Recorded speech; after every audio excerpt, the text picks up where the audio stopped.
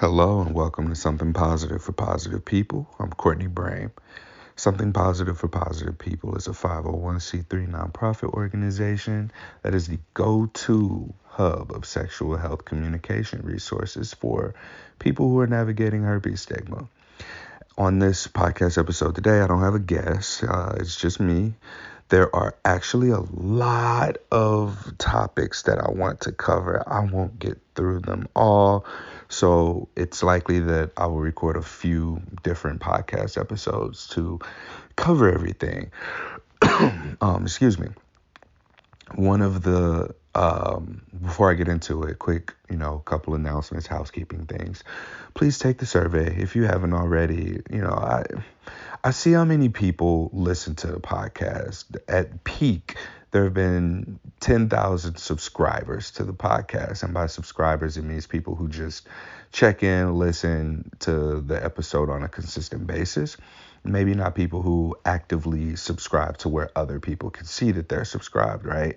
So I know y'all are out there. There's no reason that I only have like 600 responses to this survey at this point. Honestly, there is no reason for it.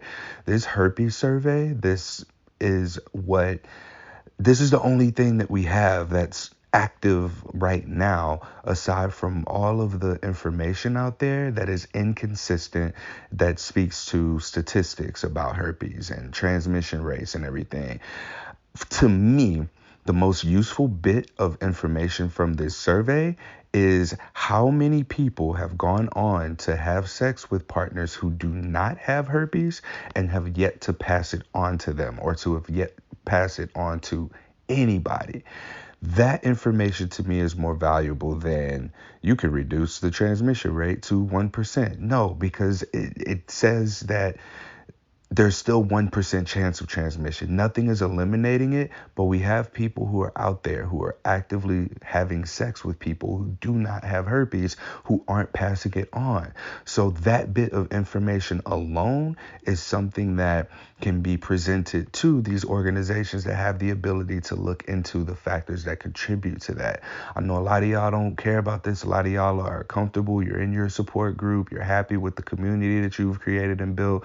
Y'all are in relationships and you don't have to think about herpes very often. But y'all, there are a lot of people who are going to continuously be diagnosed with this virus. And for where we are in the state of the world, it's not going to be good for them. I talk to people consistently enough for it to be a thing where this podcast exists, who are not at a good place with their diagnosis, probably never will be. And people are demonstrating being not okay in a variety of ways. And while the focus of my work is on people in the most extreme cases who might be contemplating suicide or who really struggle with suicide ideation and identify this podcast to be their lifeline, this is still something that everyone can benefit from. And I'm making it an effort to prioritize like how serious this is for some people.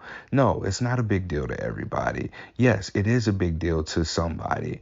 And everyone on that spectrum can get something out of Something Positive for Positive People. And I'm not asking y'all, to do much. I'll figure out the finances of this. It's a nonprofit. I'm raising money via donations, and I'm also able to apply for and submit grant applications. But if I don't have anything to speak to, and if I'm not actively able to push, the need for something like this resource to exist, especially among all of the HIV related organizations, then there's no call to action here, because there's no sense of urgency. Not enough of us are saying, hey, we need something different to happen. And my intention in the most nearest foreseeable future is for everybody to know what their status is when it comes to herpes, for there to be one consistent test that says positive or negative, and you get that once a year unless you know what your status is. And that way, all of these people who we're talking about, most people who have herpes don't know they have it. There's no reason for that. That's not an excuse. Somebody else shouldn't get herpes because someone else didn't know that they had herpes. That's bull. That's bull. I'm gonna not cuss because I don't want to have to check that explicit box. But yeah, this is what this work is, y'all, and it is work. Unfortunately, I came across a disgruntled person who reached out, and I'll tell this story in case there is some need for legal action in the future. But someone reached out to me via the website, via the Something Positive for Positive People website, and this was under the guise of wanting to be a podcast guest. I was fine with that. I was excited about it. I'm always looking for podcast guests. And rarely do people reach out through the website, and I'm normally the person who has to pursue people to be a podcast guest. So it felt good that this was someone who was coming to me. And so I got the email. They asked that I text them. I emailed and was like, hey, this is Courtney. I'll be texting you. Sent the text. And we started the process of talking about what the podcast recording process looks like. Red flag number one is that this person wasn't okay with me seeing them on video and then recording the audio.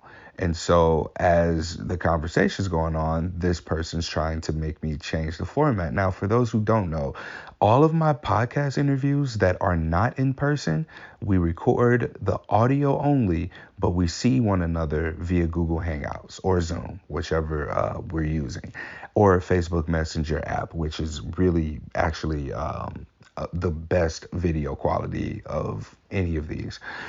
And she wanted me to change the format of my podcast recording. It's like, you don't know how I do this? Like, I've been doing this for 7 years. Like, if you want to be a guest, I'm now curious what made you even want to be a podcast guest. And so from there, I was just like, hey, you can make a donation to like change the process, but I do this to minimize the time that I have to put into the editing process, because I don't know if y'all noticed or not, but yeah, I use we, us, and all of that language because this is ours. This resource belongs to us. This is our podcast. This is our community, right? But I'm doing all the shit. There goes the explicit button. I'm doing all this shit. Like, I'm the one that's doing the work, the recording, the interviewing, the reaching out, the editing that needs to be done, the maintenance of the website. I'm spending the money to keep this thing active. And fortunately, we have Patreon subscribers who support the financial burden of running this organization. I've received massive donations periodically that have allowed for this to be sustainable. And I've been able to receive a few grant and funding opportunities as well. But that is not, like, that doesn't mean I just stop, taking donations. And I'm also seeing that when people are invested, like, at least financially, that they take this a lot more seriously. So I say this because it's going to be important when I close out this story. So I told her, I was like, hey, if you want to donate to like cover the costs of the time that goes into editing, because if I see you, we can talk and have a conversation rather than, trying to guess what you're uncomfortable with, because I can't just see your face, and talking over one another, making for a terrible podcast episode recording. I've not done that. I don't plan to do that. And maybe I did it like in the first year before and decided, nah, this ain't it. This ain't for me. But I'm not doing that again. And I'm not about to change my whole process up for one person either, especially for the amount of time that I volunteer to running this organization. That's just not cool, and it's uncalled for. And so then she proceeds to ask me for an outline. I don't make outlines. Like, I made an outline for like a celebrity guest because that makes sense. But generally with people that I just record a podcast with, I ask them, to share how we met, how they want to be addressed, and then what happened. And from there, it's a conversation. You cannot script and outline a conversation. So, I think a lot of this episode is really just going to be me, using this situation as a way of re-articulating what my boundaries are. I don't want to sound like I'm disgruntled at all. I'm not, because this was a very one-off situation. And now that I've pinpointed the perpetrator of this harassment, as you'll hear, and as I continue forward, I think that y'all hopefully will get a chance to understand like more of the behind the scenes stuff at Something Positive for Positive People that I go through, deal with, and understand, like, because not a lot of people donate. Like, I looked at last month, I had 3 donations. This month so far, there's been 1, but it's November, it just started. And, I might have a dozen donations a month, but get 50 messages about how helpful this was. 50 might be an over exaggeration. But, yeah, I'll finish this and then I'll touch on boundaries. So I let her know because she said, and if you follow me on Instagram, you saw this. She said, after I asserted that boundary, I was like, hey, I'm not changing the structure of things. And she was like, are you a Scorpio? You're intense. And I was just like, yeah, we're done here. Because it's at this point now seems like small talk. And you reached out to me through my website about wanting to make a contribution of your time and your story to this organization that is Something Positive for Positive People. And so this is so wild to me. But after that, I screenshot it anonymously and I posted it, and I was like, hey, this is me setting a boundary, or this is what happens whenever I go to set boundaries. And within minutes, I get a text message from this person who was like, is this what you do? I can sue you for this. And this is red flag. It's another red flag right here. And I wasn't paying attention to him. And she kind of just like went off in text. And I just said, hey, if you want me to take it down, you can ask me to take it down, but it's anonymous. Nobody knows who you are. What I don't understand here. And so she just was like, is this what you do? And I was like, yes, actually, this is exactly what I do. I screenshot my correspondence with people anonymously because, partially because people don't share things. People don't want their names out there. And people will say things that I speak to and put out there. That is literally how this has gotten to this point. This is exactly what I do. I'm not going to put any personal identifiers out there. And everything is anonymous unless someone says that they want to not be anonymous for any reason. And so I explained that, which I don't even know why I did all of that. And then the tone shifted. And I think from there, the tone shifted to like some complaints about tying in herpes minimally to this person's experiences with black men. And at this point, like I'm a little alarmed. I don't want to say I'm triggered. I'm alarmed. And it's like, okay, I need to shut this down right now, because now at this point it feels like venting. It feels like this person is making an attempt, or this person is obsessed with black men. Let's just say that. Like, I think that that's what it is. And so from there, I just was kind of like, hey, listen, if you want to attend the support group, here are the requirements. Join Patreon. We have weekly support groups on Monday at 6 p.m. Pacific time for now. You can join that and you can get the support that you need. Okay. So that happens, and support group rolls around, and I'm probably skipping a couple of interaction pieces, but the support group rolls around, and I'm in there, and we're picking up from where we left off last week. I'm not going to go into too many details about the support group. You can join Patreon at minimum of $10 a month, and you can attend these weekly support groups. Simple as that. I don't know. Well, I know how this happened, but somehow she was able to get in before becoming a Patreon subscriber. And I remembered that on the last Sunday of the month, or the last Monday of the month, the Patreon support group is open to everybody. So everybody can see this, the link to the support group for the last Monday, the last support group of the month.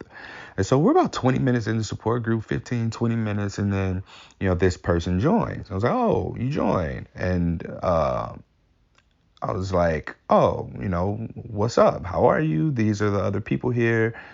How do you need support? Like, what do you need? And without, again, going into details, it wasn't about support initially, and then it became something different that wasn't, that didn't belong in the support group. I'll close that out there because the support group is for the support group. So moving forward from there, I did receive a $10 donation for the support group, and I was grateful for that. I was like, oh, this person respects this organization, respects my time. And along all of this happening, so I'm also on FetLife, and this is personal for me. Like, I put out there, hey, this is the work that I do, right? But I'm on FetLife personally. And so this person, and it had to be this person. It has to be, like, now looking back, is messaging me about and just like asking for a lot of details. And fortunately for me, I've seen the dating coach, and the dating coach was like, hey, you don't want to do all that messaging back and forth. You need to like get things in person. So there's like minimal sharing. Like, I shared a little bit of stuff like about some stuff that I'm into and what my relationship style is and how I do things. And it never occurred to me that, all of these little things location wise are pinpointing to this general geographical location either. But I think that this might have been a made up profile for this person to get to know me and like feel as if they had more of a connection with me through that.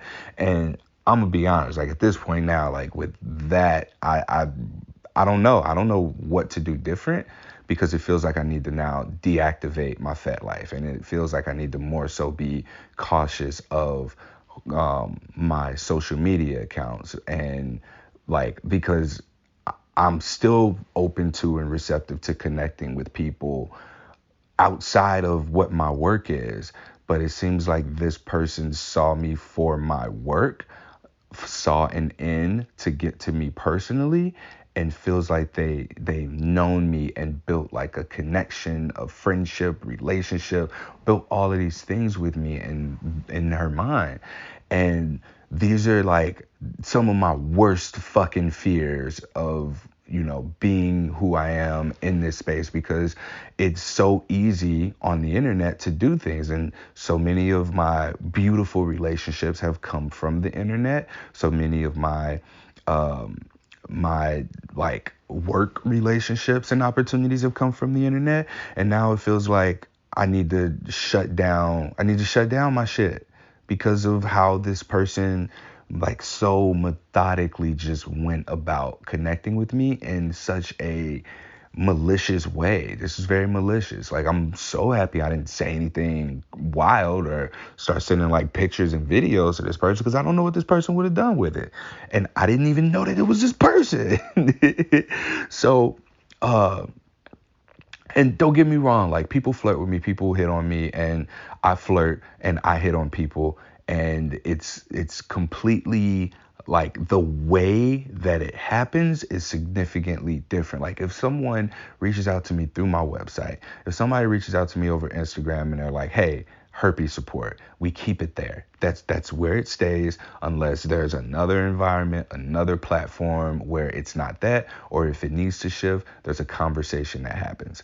But it's never just like as covert as this was. And so following the support group, I just followed up with her the next morning. Hey, how do you feel about, after having attended the support group, how do you feel? And her response was, can I ask you a question? It's like, all right, what's your question? And then she mentioned like wanting, and after knowing about this person's personal life and how she was communicating with me, this is where the dots began to connect, because she was like, do you want to be in an open relationship with me? And I was like, what? And the only way that this person would know that would be if they listened to the podcast enough, which they didn't, because this person didn't even know how I interviewed people. So the only connection was that this person found me through FetLife and like saw my relationship style, and it was shared recently between me and the person that I thought I was communicating with, that hey, this is what my relationship style is. So this woman had a lot more personal information about me than I was aware of that she had. And it was the communication style was consistent, between the two. And fortunately, it wasn't like a lot of exchanges, at least in my opinion or my mind. But it was enough for her to have found me in that way, right? And to have been able to know me enough personally to find an end through my professional life and try and engage with me. But I guess like maybe she didn't think through the process of how serious this was, because yeah, it's a support group. So there's other people there, right? So whatever the intention was might have needed to shift because of not wanting to seem stalkerish or like harassing me in that setting. So in a very roundabout way, there was like some of that obsession with black men showed up. And people in the support group, I chatted with them since then, and they were uncomfortable with some pieces of that. And I knew in the moment, like, okay, I need to do a better job of setting the expectations of the support group, because I thought that this was just like a thing. But it turns out that this is just like a person who is not okay. And this is still someone that, represents our community, who express things that they need help with, that they need support with. And, I don't want to just say, hey, this type of person can't be in my support group. No, like that, I'm not going to do that. But what I am going to do is highlight boundaries and be clear that whatever environment you engage with me in, please keep it there. And if you desire for the intentions to change, please be forthcoming with that. This sneaky shit and the inconsistency of intention is extremely alarming for me, and I don't do well with that. So closing this out, I want to go ahead and finish up and tell y'all where we are with this now. Unfortunately, the next thing that came was it kind of re-highlighted some of the obsession with black men racist shit, because she began to speak about her past positive relationships with black men, or one black man in particular. Like, sent me a long like series of text messages, sent me a picture of him, and I'm like, hey, like, boundaries, you know what I'm saying? Like, and the last thing that I said was, yo, you are married. You talked about your marriage.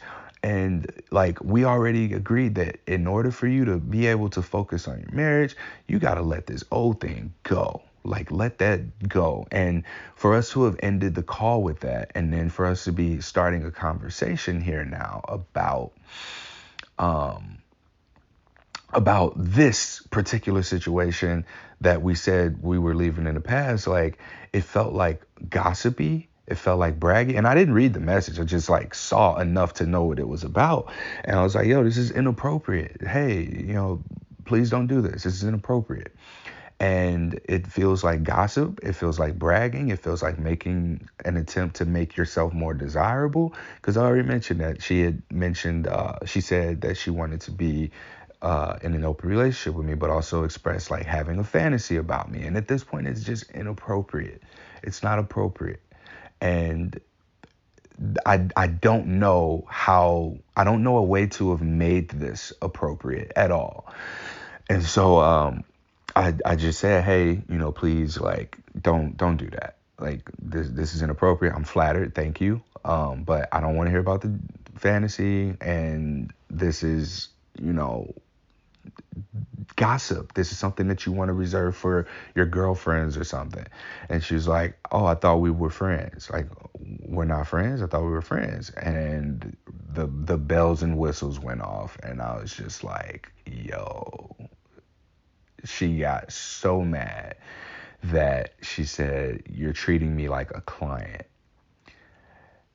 And that statement is spot on because you reached out to me via my business, my nonprofit, for a service that I provide, which is general herpes support. And now conversations with people do involve sex. Yes, they are not at all this way of talking about sex. Like, sex is inherently in the conversation about herpes, but it's not this vivid. Not in this way. And I was not uncomfortable. I'm not uncomfortable with these things at all.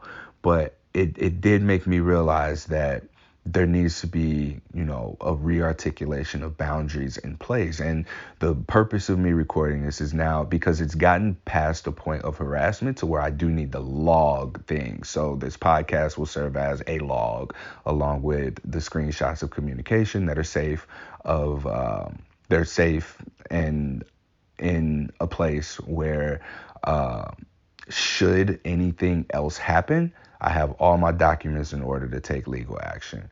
But yeah, it has me even more hesitant. And I don't know if I mentioned to y'all before, but there's another disgruntled series of communication that I have between myself and someone else who is in the herpes education advocacy space. I won't name names until there has to be legal action taken, but this thing keeps resurfacing, and fortunately, but unfortunately, me covering my ground and having all of these documents and all of the communication saved in a folder has been my saving grace. I've had 2 opportunities that not were affected, but like could have been affected that I know of by this person having a post online about me and the word sexual misconduct. And sexual misconduct is a statement that is so vague that it can be from, hi, your hair looks nice today, to full blown, I've seen you in person, which I haven't, and things happened. And the way that people receive that, I, especially as a black man, having this threat or this false allegation from a white woman, like, look at the aesthetics of that. That looks terrible. And it's out there. There's nothing I can do about it. And it's just sitting on the internet. So twice now that's come up. And it's not enough for me to be able to take legal action, unfortunately. But the gun's loaded for me to be able to pull the trigger the minute that I know it's affecting my career and my income.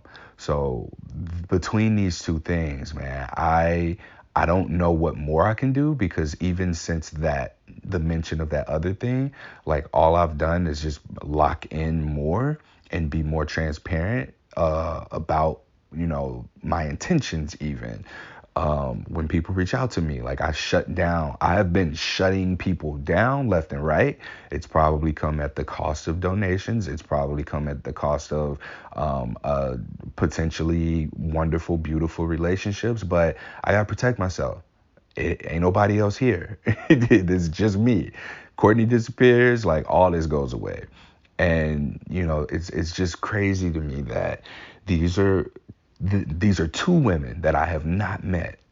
I've communicated with online and just not met them, and yet they have the ability to impact the way that I engage with everybody else who is a woman in this space. And like, I'm one of very few men in this space.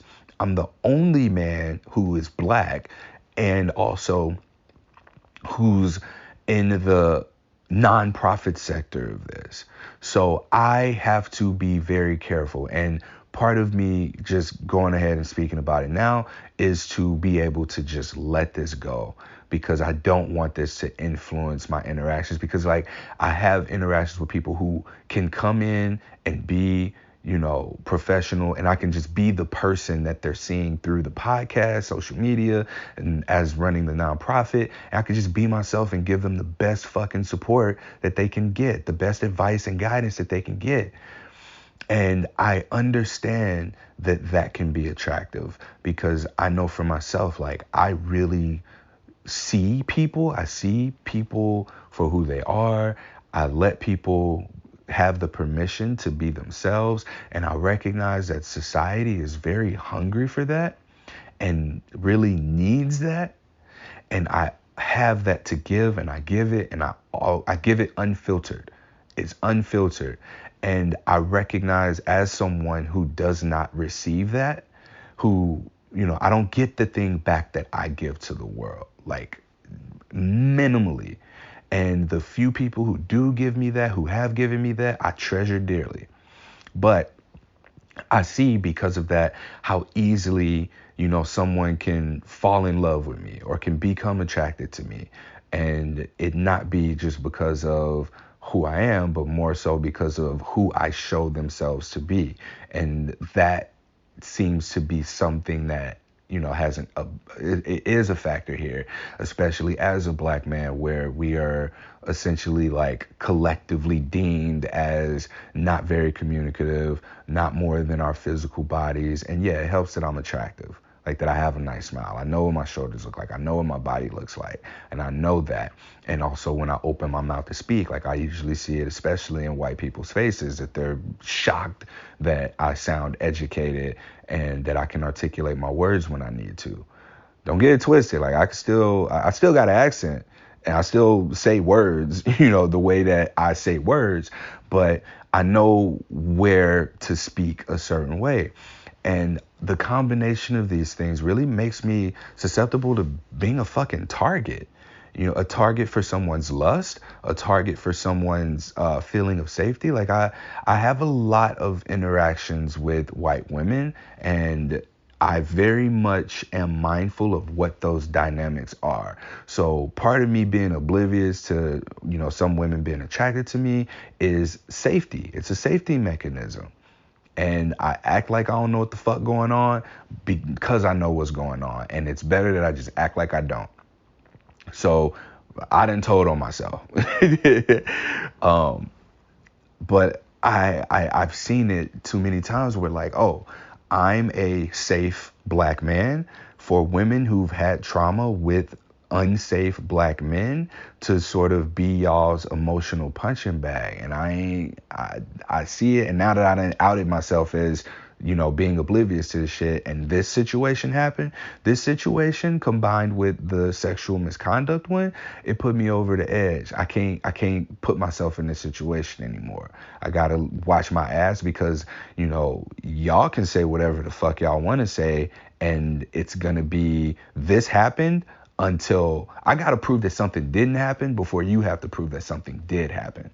And so, again, this entire situation, again, is making me resurface boundaries. I don't want to do things differently.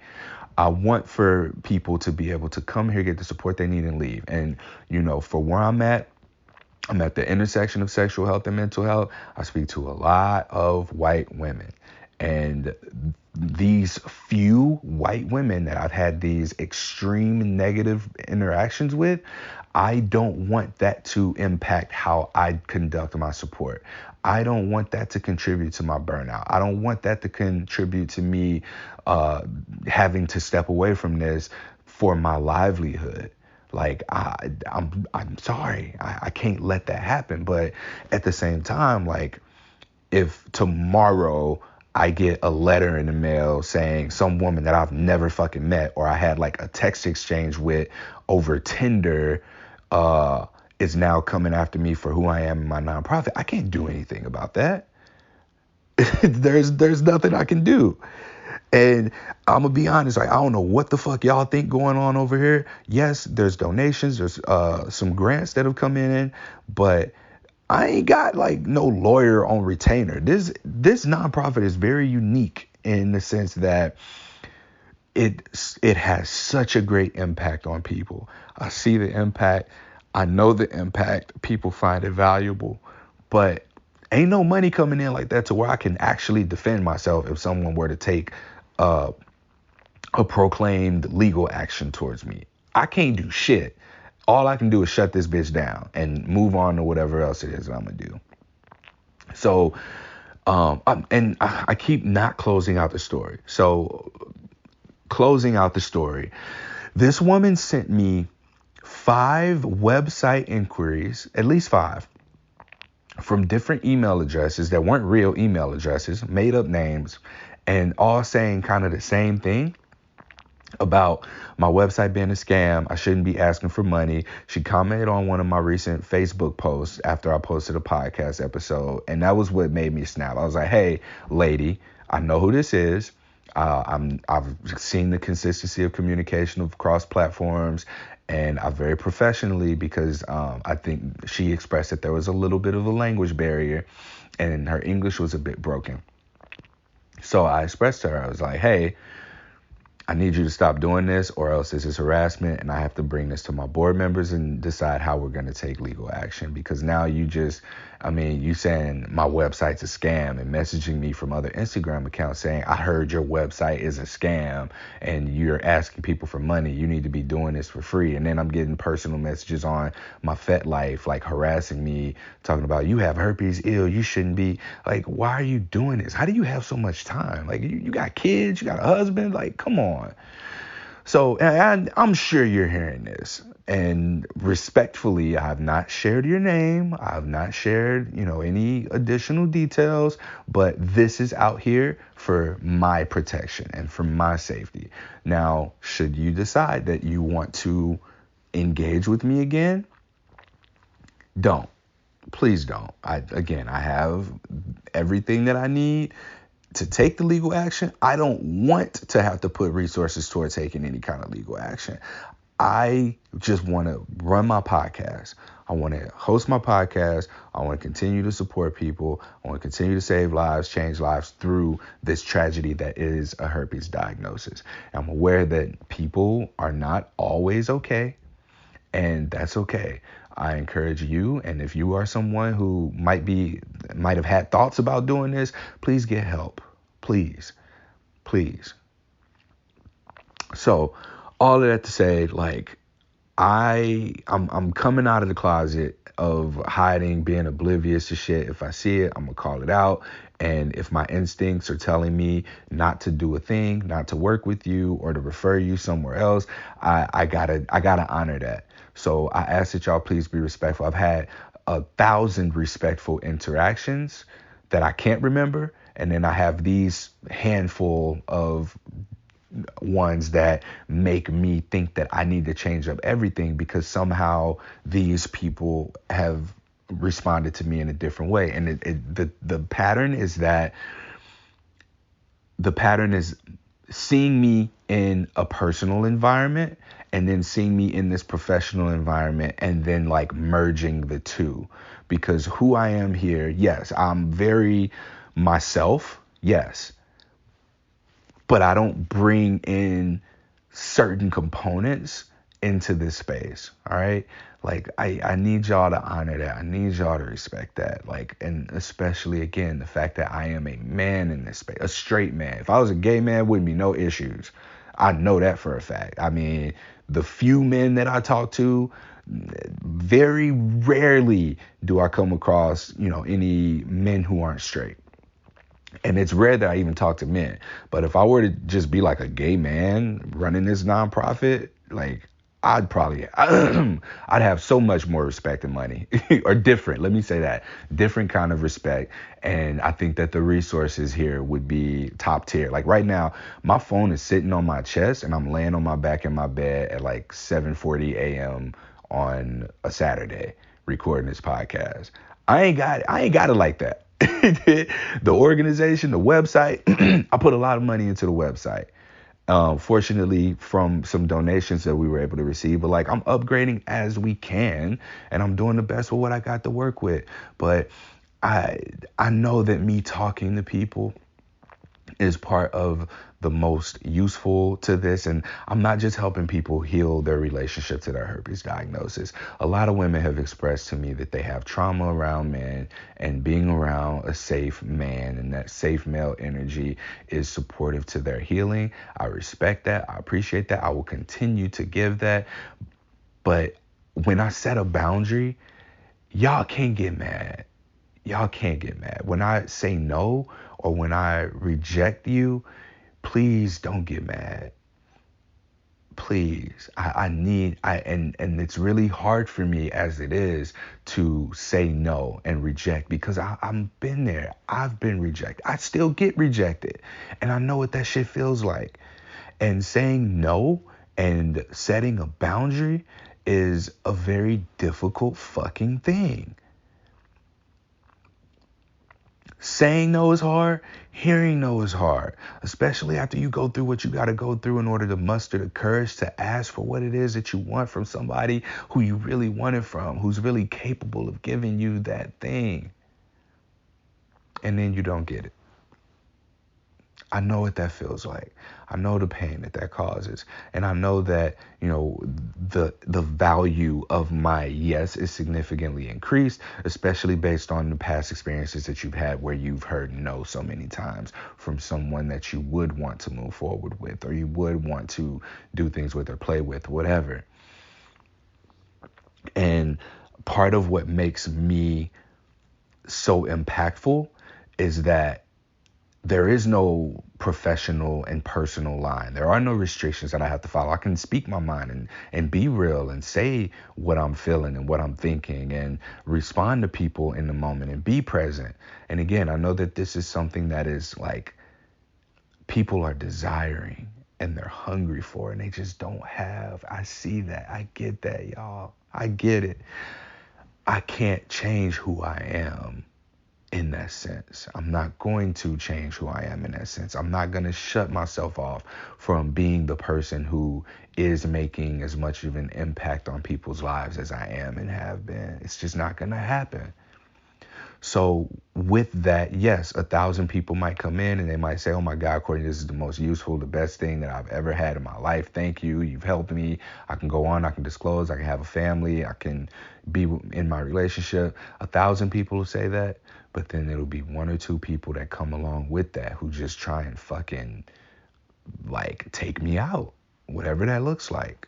Not take me out like on a date, but like take me out of where I am. And I don't know, man. It's just like, I know people are hurt. I know people are in need of help. They need support. They need all types of things that, perhaps I am capable of giving them, but also like I am watching myself. I'm prioritizing myself now and, uplifting these boundaries. This is something that is going to increase the longevity of something positive for positive people. So with the story time, I closing it out completely. I told the lady, I said, hey, listen, if you contact me again, I got to figure out a way to take legal action. It's as simple as that. I know who this person is. And yeah, I know who you are, and I have my ways of confirming that and validating that. So please just don't do that. Don't contact me.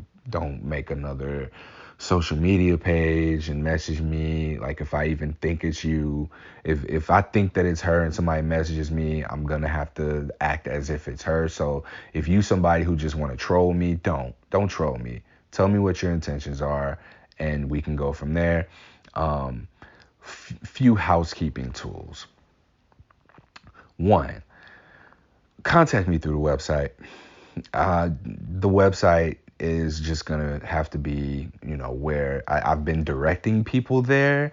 Like, hey, touch base with me through the website. If people have questions about herpes and disclosure, my social media is a place where lines can be blurred very easily. I don't have a business page. I tell people because this is where so much of the herpes following is and people are engaged with me there. I just tell people, hey, go to the website. Please go to the website. And the link to the website's in my profile. But I'm not doing the support thing over social media anymore. I hate that because it's been so convenient. And yeah, I need people to go through the website now. That's one of the biggest changes. And even though this person came through the website and didn't know anything, like I don't know. I don't know where else, she might have engaged with me to have gotten to a point of feeling the way that she felt about me. I don't know. It just feels like some attraction was developed and built, and created in her mind and put in front of me. I don't know, man. But I have to protect myself from these kinds of encounters while still being open to being able to provide the level of support that I've been able to provide over the last 7 years. Like 7 years, and over the last 2 or 3 years, like all this BS happening. I already done cussed. This bullshit is happening. And it's scary. Like, I ain't finna sit up here and say, like, oh, I got it. But this is some scary ass shit. And so, like, my only defense is this transparency that I'm having with y'all about things moving forward. So if y'all got herpes related questions, come to the support groups. It's safe for me. We're talking. There's other people there. Can't nobody say Courtney said this or did this and make shit up. Like, just come to the support groups. Visit patreon.com/SPFPP. This group meets on Mondays at 6 p.m. Pacific time, 9 p.m. Eastern time. If you can make it, make it. The last Monday of each month is open to everybody. You can just go to the events tab on Something Positive for Positive People's website, which is spfpp.org, and you can join the call. Again, if you're a Patreon subscriber at the level of $10 a month or more, then you can attend all of the weekly support groups for free. For free. You can attend all of the weekly support groups because you're a Patreon subscriber at a level of $10 or more. Generally, people come in, they ask questions, about herpes. They might share a little bit about their experience and ask for some perspective. I'm one dude who's talked to a lot of people, but it's nice to be able to just facilitate, a group of people having a conversation and getting the perspective of other women. Let's just say that, because it's all women in the support group.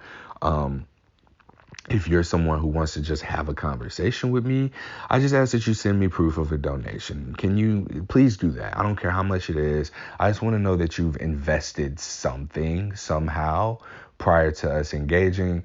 I think that this also does a good job of setting the tone for what the communication is going to be.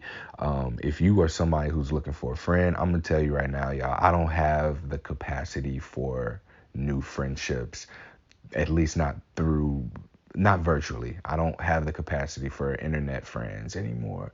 It's gone. And I'm not allowing myself to be receptive to that. If it's one of those things where it's like, hey, I'm in town, I would like to meet, go to lunch or something like that. Like, I'm receptive to that, but I'm unable to maintain friendships with people online. And whatever the intention is with you reaching out, please just be clear in that intention. I kind of have to step back from, I have to step back from being my oblivious self. Like, I can't do that anymore. So a lot of communication is going to be much more direct and intentional. I'm going to do my best with setting expectations and in writing so that nothing can be misconstrued. I usually voice message and say, hey, here's what's happening. This is what's going on. But I don't know. I know that I need to do more things to protect myself. All right. So I don't want to talk about this again. If I talk about it again, it's because legal action is being taken. So that's out there. It's public knowledge. It's for the podcast. It's for the nonprofit protection. Again, I've got the information that I need privately. It's set aside privately. All of the correspondence and all of that, to where if any of these people who have, caused harm or claimed to threaten something against me or whatever, like, I got that on deck. So now that I've talked for the entirety of a podcast episode, I can talk about what I want to talk about. The boundaries. One, just please send me proof of your donation prior to whatever your question is. that's a non-negotiable at this point. If you're somebody I already have an existing relationship with, you've donated in the past, obviously this doesn't apply to you. Just be mindful of that. If you're someone who wants to talk about how to tell somebody you have herpes, go listen to episode 299 of Something Positive for Positive People. That is a 1-hour free podcast informational episode on exactly how to disclose. And this is how I tell people, how I teach people how to disclose their herpes status. All right. If you contact me and ask me how to disclose, I'm going to first suggest you listen to that podcast episode, because even if we talk, I am going to reference that episode. And if you don't understand, what I'm getting at, like, I'm essentially going to be talking to you the way that I was talking in that podcast episode with Dr. Evelyn Dacker. Okay. Listen to that podcast episode. If you are going to ask me, how do I disclose? Because that's where I'm going to point you in the direction of. Okay. Now, if you still decide that you want to talk to me, and have a one-on-one conversation, like, I'm going to have questions. This isn't one of those things where you call me and I'm going to tell you exactly what you need to say to disclose without having some type of like background information. This is a one-on-one call, phone conversation. If you are not ready or willing to talk about yourself personally, talk about your relationships, and say, things about this person, like who they are, what do they do, how old are you, how old are they, what's the relationship like, we don't need to talk, because it'll be a waste of time. I need your transparency the same way that I'm being transparent here today. And I also need your investment, your commitment to it, right? I need to know that you are invested in this conversation. And the only way to know that is if you send me proof of a donation prior to us hopping on the phone and having the conversation, right? What else is there? I put out opportunities often for people to engage publicly. There are so many people who message me because they won't just comment on the thing. And there are people who comment about the same things. And I guess people feel like it outs them if they comment on something I'll post it. But truthfully, the only people who fucking follow me are people who have herpes, who date people who have herpes, who are in the field of sex education or public health, and people who are in the same mindset of fuck stigma. And the people who check in are people who are looking for proof that it's safe to be here and follow me. Those people who don't follow me, but like look at the content. And the more people that they see engage, the more that does to alleviate people's own internalized stigma, right? As safe of a place as this is, people only find that safety in me directly. And I need for them to see that safety in the community, in the organization, in how other people are engaging with other people. And this is also something that helps support me in getting that backing. I need that backing of the community in order to be taken seriously, in order for me to be able to make some type of an actual change and impact in a way that isn't just one-on-one with people, but out there into the world. The CDC ain't gonna take me seriously. The NIH ain't gonna take me seriously. The National Coalition of STD Directors, the National Coalition for Sexual Health, the American Sexual Health Association, all of these acronym people, Planned Parenthood, they're not gonna take me seriously if it's just me, this dude, yelling into the void that people are struggling with herpes stigma, and ain't nobody behind me. Ain't nobody else yelling.